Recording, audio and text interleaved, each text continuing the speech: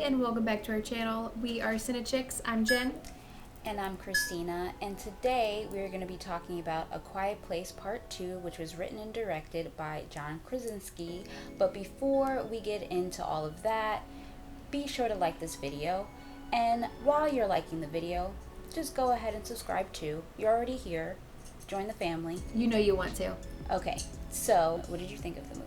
I liked it. I wasn't sure how to feel going into it because I really liked A Quiet Place Part 1, I guess. And whenever they do sequels or Part 2s, they're usually not as good as the first one. And also I heard, John Krasinski didn't even want to make this movie. Exactly. He was like, it was perfect. Yeah, he's like, it was perfect the way it was.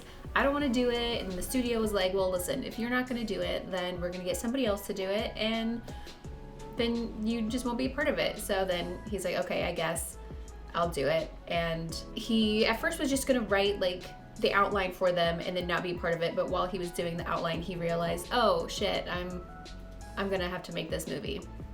And so going into it knowing all of this, and also my uncle had worked on the film and as like one of the prop masters, and he had said how like John Krasinski like would change things on the day. Like the scene would be set up, they'd have the lights everywhere, and then John Krasinski would be like, you know what, let's change it and do something different. So he's like, there's a lot of changes just on the fly, so I wasn't sure how it was gonna be, but I think it came together pretty well. I really liked that the daughter was the lead of this one because I think it made sense since she was the one that figured out how her cochlear implant affected the creatures to begin with, so I thought that it made sense for her to be the lead.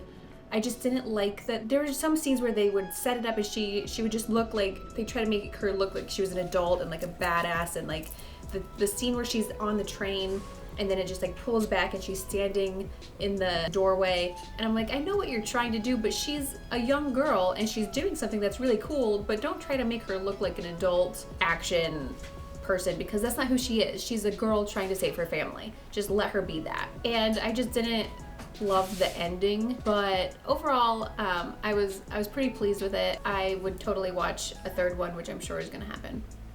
What do you think? I agree with you about your apprehension about the movie because I also knew that he did not want to do another one. And so when a director and writer doesn't want to do another movie, usually the quality of it suffers because their heart's not in it because they didn't want to do it. Also, I was worried about the fact that he wasn't going to be in it because I loved him in it.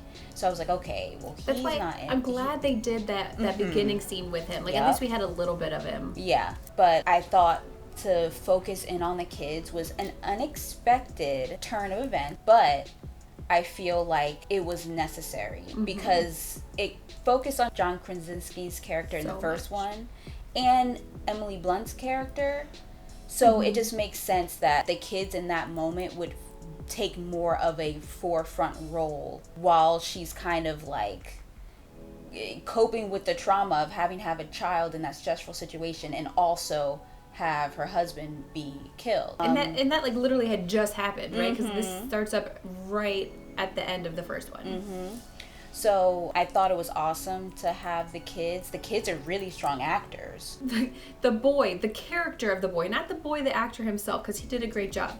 The character of the boy, so dumb. He made dumb choices. And so I was like so annoyed with him as a character, not as an actor. He did a great job. But the character annoyed the shit out of me. Oh yeah, but I'm really happy that they both had an arc that they got over. I will disagree with you on one thing about how they were trying to make the little girl seem like an adult. I think that was more a choice, and I could be completely wrong, more of a choice because she was like acting like that. I agree that she was like acting more of an adult, but I just think the shots that they chose, they tried to make her look like, it reminded me of Sigourney Weaver in Alien, and it just like some of them, the scenes just seemed like they were trying to make her look a little bit like too action figure-y. I was okay with the ending. The one thing I hated about the ending is that there are a series of actions that they do to defeat the monster, and usually when they do it early on in the movie, they do it quick. But at the end, they were dragging it a lot. And I understand it was the whole emotional climax of the movie and the pinnacle of each child coming to their arcs But at the same Yes. time, I'm like, it doesn't make sense why literally it takes like a minute for the whole interaction to happen, and then this one scene everybody's taking like all day as if it's not a life or death situation. Like I said, I get it. It just bothered me. It bothered my soul a little bit because I'm just like, okay, I'm saying, like, go. What are you waiting on? Just do it. Exactly. Like, I feel like in the moment you're not gonna take your time. You're not gonna like go slow like that. You're gonna just like do it. But they did it because they did it. I think for the audience. They did it so that we would be definitely upset. But I like you're talking about how each kid had their moment. I did, like, the first time that they did this, when they did the parallel of showing what the girl was going through and then what the mom or what the brother was going through, and they would kind of have it parallel at the same time. I thought it was cool, but then at the end, when they did it, like, so much, I was like, okay, well, I liked it the first time, but now you're just kind of overdoing it.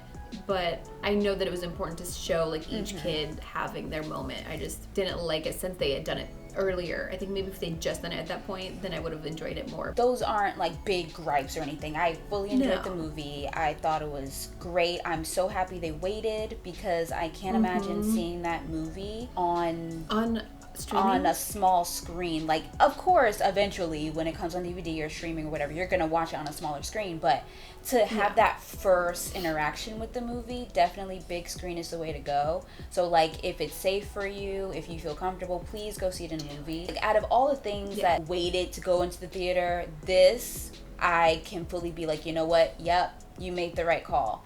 This was like a cinematic experience you want to be there for. I definitely recommend people go see it, and definitely, you know, just go see it. It was great. So if you haven't watched this movie, I don't know what you're waiting on. Go to theater, go see it. It's great. You'll enjoy it. So if you agreed with us, let us know in the comments. If you didn't agree with us, I guess you can also let us know, but whatever. Make sure you like this video. And while you're at it, just subscribe, because of course you want to see more of these faces. Who doesn't want to hear our opinions? Until next time, guys. Bye.